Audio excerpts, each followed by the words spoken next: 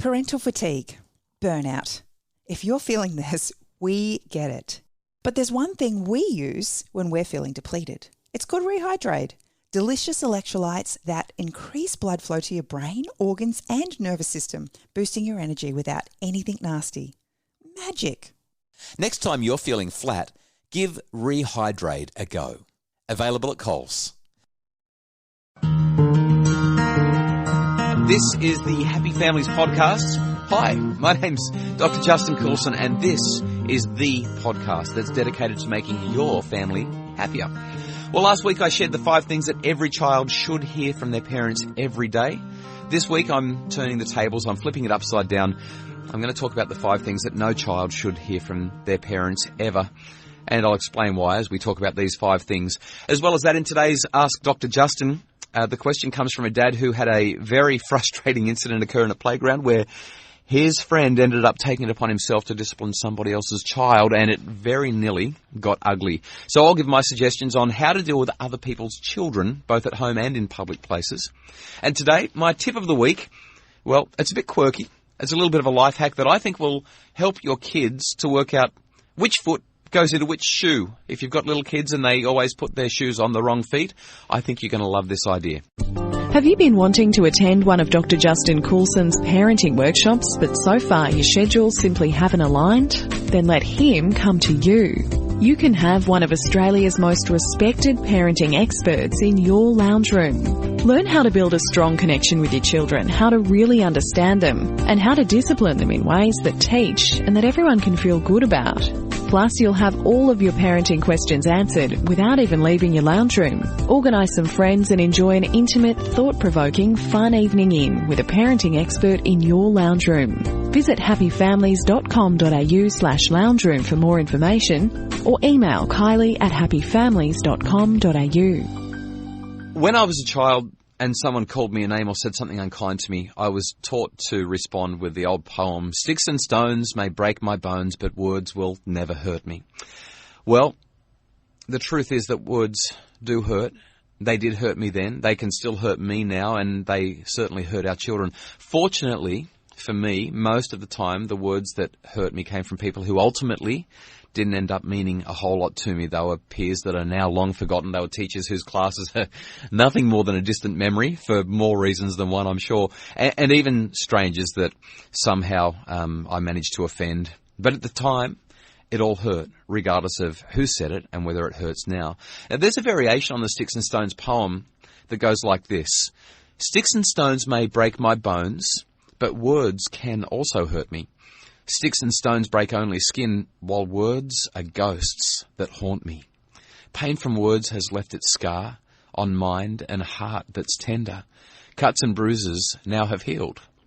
It's words that I remember." Now, from time to time, people who matter to us deeply say things that cut, and they cut quite deep. I've come to believe that sticks and stones may break my bones, but words can cause untold damage for a lifetime. If you'll indulge me for 20 seconds, you know that I have a Christian faith if you've been listening to this podcast, and I don't normally share things related to Christianity, but I just want to share some wisdom from James in the Bible when he said this. "For in many things we offend all, but if any man offend not in word, the same is a perfect man, and also able to bridle the whole body." In other words, if we don't offend people with the things we say, then we're pretty much perfect. Continuing the imagery of the bridle, he says this, "Behold, we put bits in the horse's mouth that they may obey us, and we turn about their whole body. Behold also ships, which though they be great and are driven of fierce winds, yet they are turned about with a very small helm."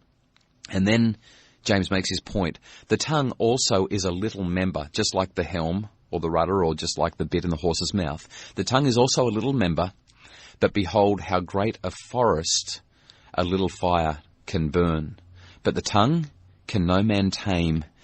James says it is an unruly evil full of deadly poison. And then he says this, "Out of the same mouth proceedeth blessing and cursing. These things ought not so to be."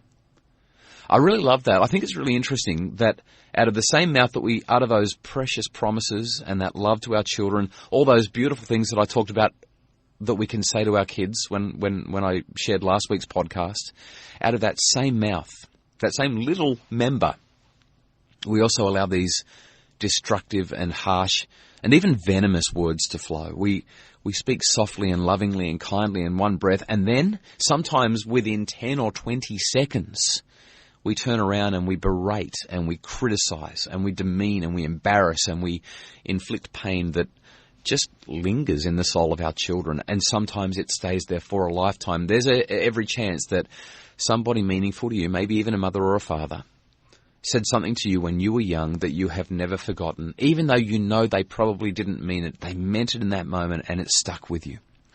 So, with that a little bit dispiriting thought in mind, here are 5 things that parents should avoid saying to their kids because of the damage that these words can cause. The first one, you're useless. Or criticism generally. Now, it probably comes as no surprise that research tells us quite clearly that messages like you're useless, you're a klutz, you're an idiot, you stupid fool, are quite unhelpful for our children. In fact, they're unhelpful for anybody. These messages undermine their feelings of worth. They make them feel like they're insignificant, and they cause them to question their capacity to be valuable to anyone, in any circumstance. Even if we're playing or teasing, I think that these messages really damage the security that our children need to feel when they're with us. They need secure relationships. So the opposite would be that we develop trust and that we never, ever, ever call our children names or labels that undermine that trust. Instead, to flip it around, instead of telling them how useless they are, we invite them to do things and then we talk about what they've done and how capable they are. Now, the second thing that we shouldn't say, and I know that this is going to provoke a reaction, but the second thing that we shouldn't say is, you're so clever, or you are the best, you're amazing.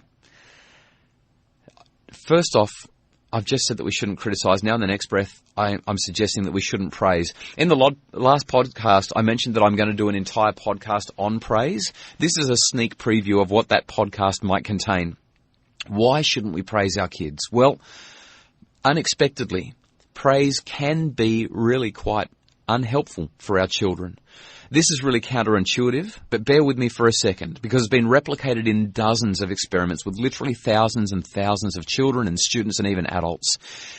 It is true that praising our kids for being such a good boy or such a smart girl or such a natural musician or sports person or such a natural artist or dancer can give a really big squirt of self-esteem right there in the moment when it's delivered. It feels so good when people say these things to us.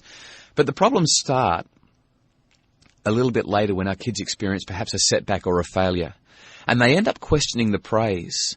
Their thinking kind of goes along the lines of this: hang on, if I'm so smart, or if I'm such a natural at this, or if I'm such a good kid, but I just failed, I just got this wrong. Maybe they're wrong about me. Maybe I'm not so smart after all. I just failed that test. Or maybe I'm not so talented. I just got beaten in that competition. Or maybe I'm not such a good musician because I just made 14 mistakes when I was playing in the Eisteddfod.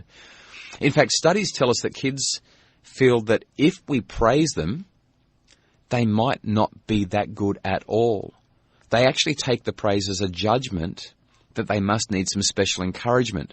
This is the case for kids with low self-esteem in particular, which is kind of ironic because you'd think that if you said something nice to somebody with low self-esteem, you'd make them feel better about themselves. But kids with low self-esteem actually feel worse. And the kids with high self-esteem, well, they don't actually need it because they already feel good about themselves. So the praise doesn't really have an impact. But what it can do is have a negative impact if they do start to experience failures or setbacks. Like I said, there's heaps and heaps of other research about this topic. I will talk to you about it in an upcoming podcast, and I'll tell you why I avoid praising my kids, but what we can do to encourage them instead, because while praise is bad, encouragement is good, and there is a difference between the two. We'll talk about that in an upcoming podcast. So they're the first two things. Don't criticize and don't praise. Try to keep those out of your vocabulary. The third thing, why can't you be more like so-and-so? I think that it's probably pretty evident why this isn't helpful, but let me just explain briefly. Comparisons, in a nutshell, are deadly to self-worth. Comparisons are terrible because they fuel this idea that we're not enough. And by the way, competition does the same thing if we approach competition the wrong way. In fact, I'd argue that competition can do this generally anyway. Feelings of not being enough, feelings of being compared to somebody else and not quite measuring up can quite literally chase our children through their entire lives, because there's always going to be somebody that we can compare ourselves to who's going to make us feel bad about ourselves. Comparisons are terrible, and we need to keep them out of our vocabulary. The fourth thing, I've actually heard parents say this, and I cringe even saying it, because I'm sure if you listen to this podcast, you never would say it, but please don't ever say something like, I wish I'd never had you.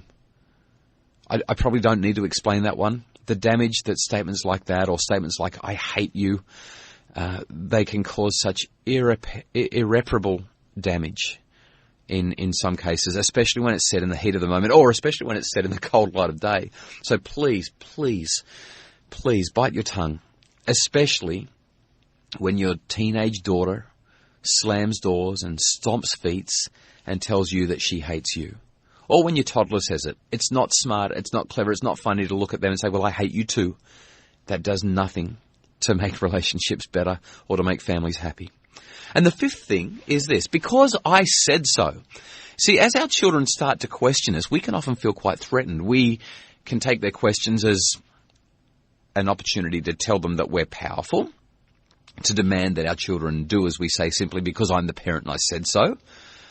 And when we do that, we teach our children to look externally for somebody to tell them how to behave. If we want our children to do the right thing because they understand the reasons, because I said so is never going to be useful.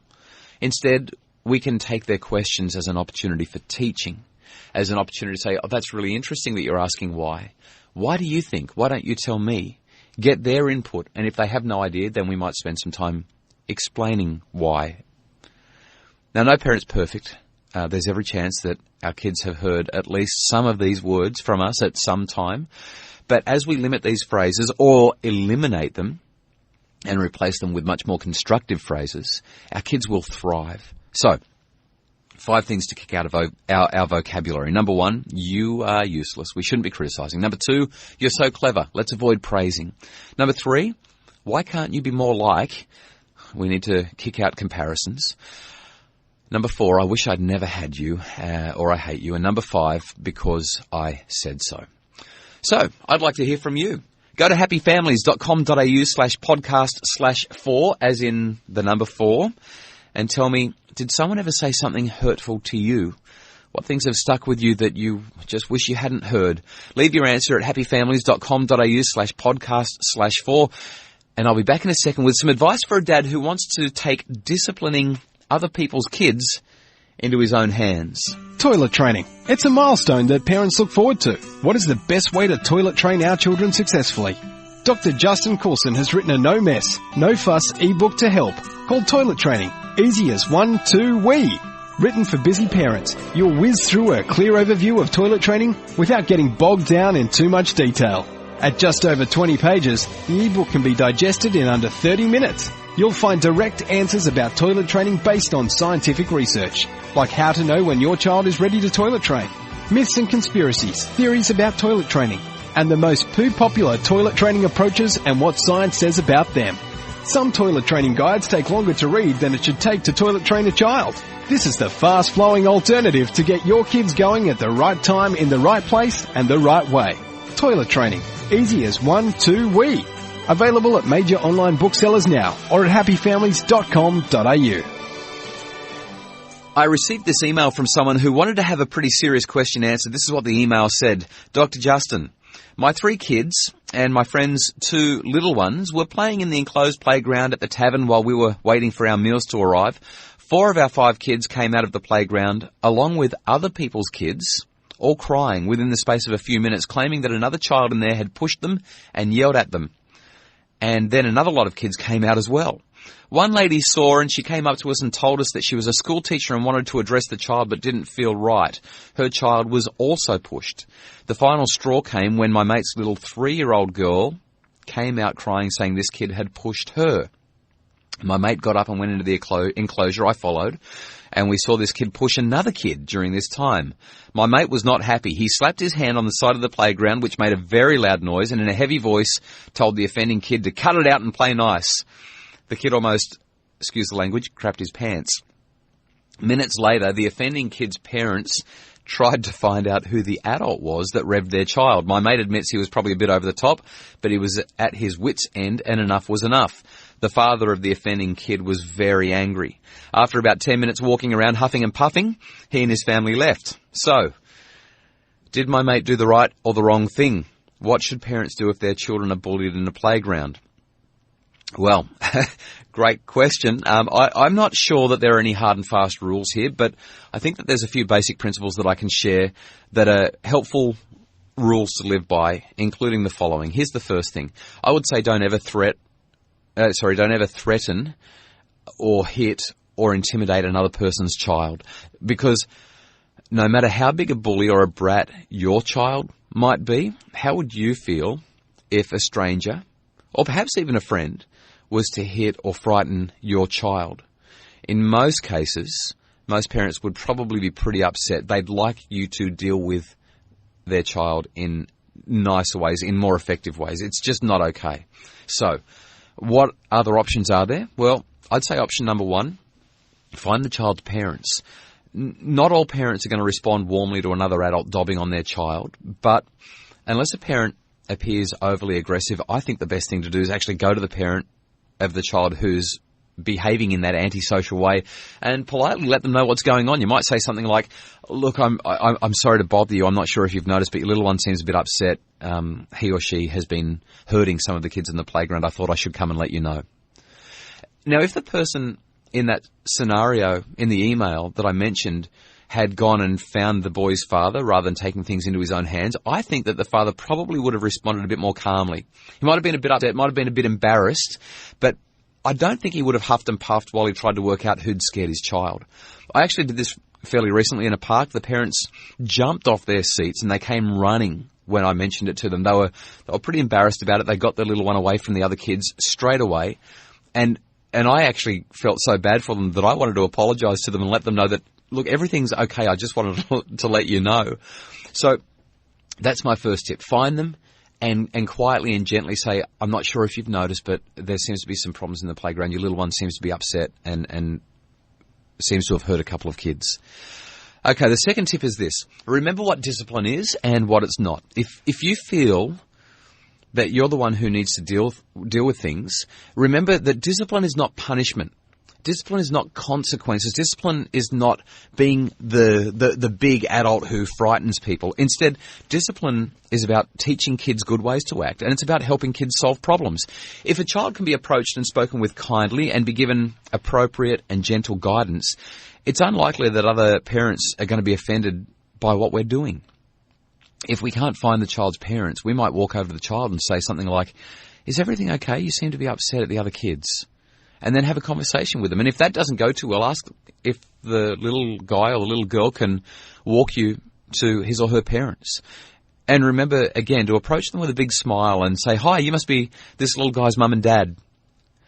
A third tip that I would give is this. Sometimes it's just best to leave. If a child or her parents are aggressive or abusive or otherwise being completely antisocial, sometimes it's best to just find another place to play or find another place to eat and go somewhere else. I know that this is inconvenient. I know that you shouldn't have to do this, but sometimes it can be the difference between being on edge versus having a really nice time out in public. And I think the reality is some people really are, unfortunately, quite unreasonable, and there's not much we can do about it, if anything at all. Now, if this was to happen at home, then I would say the child needs to be taught. You're going to have a relationship with this child, first of all, and with the parents. So there's some sort of trust, and I think that this is going to be the time where you can actually do a little bit of teaching. So I'd recommend separating the kids and having a quiet chat. You might say to the child, "You seem to be really struggling to get on with the other kids today. Is everything okay? Can I help?" Or you might just ask them, "What's the right thing to do if you're unhappy? Is hitting or hurting okay, or is there something else that you could do instead?" When we ask questions and when we gently guide our children, we typically get much better results. Also, just something that I'd add, I hate it when this happens to me. So don't tell the parents, oh, look, your child was actually a bit of a problem today. Is everything okay? Because if you've dealt with it, there's probably nothing else that needs to be done. Unless it's really serious, if you've dealt with it, let it go. It can be really embarrassing when somebody collects their kids and then they get told about all the things that their kids have done to cause disharmony. If you'd like to ask me a question, you can visit happyfamilies.com.au/questions and either leave me a voicemail message or email me with your question. That's happyfamilies.com.au/questions. And I'll be back right after the break with my tip of the week. We all love our children, but sometimes they can make life challenging, and we're all searching for the right answers. In the end, all we want is happy children and happy families. Dr. Justin Coulson is one of Australia's most respected parenting voices. His seminars equipped and empowered thousands of parents to make their families happier. But sometimes getting to a parenting seminar can be tough. Now you can watch one of Dr. Justin's seminars from the comfort of your own home and at a time that works for you. In this seminar video, available online now, you're invited to sit in on one of Dr. Justin's parenting seminars as he takes you from confusion to clarity, combining parenting research with heartfelt stories. You'll discover the 3 essential keys to raising a resilient child and creating a happy family. What your child needs from you. From Dr. Justin Coulson at happyfamilies.com.au. Download this 90-minute seminar now or purchase the DVD at happyfamilies.com.au. So this week's tip of the week is for kids who struggle to get their shoes on the right feet. Here's an idea that is so easy you wonder why you never thought of it earlier. All you need to do is grab a sticker that they really like, slice it in half, straight down the middle, place the left half of the sticker into the left shoe and the right half of the sticker into the right shoe. Every time your child grabs his or her shoes, all she has to do is match up the sticker. She knows which shoe goes on which foot. It's that simple. And that's my tip of the week. That's also it for this week's podcast. So if you have any questions that you'd like answered, visit happyfamilies.com.au/questions and I will do my best to answer you in an upcoming podcast. You can also leave a message, a voice message, or send me an email if you visit that site, happyfamilies.com.au/questions, that page. Also, if you've enjoyed the episode, you can find the outline, the ideas, the resources and other links in the show notes at happyfamilies.com.au/podcast/4. That's with the number 4, not the word 4.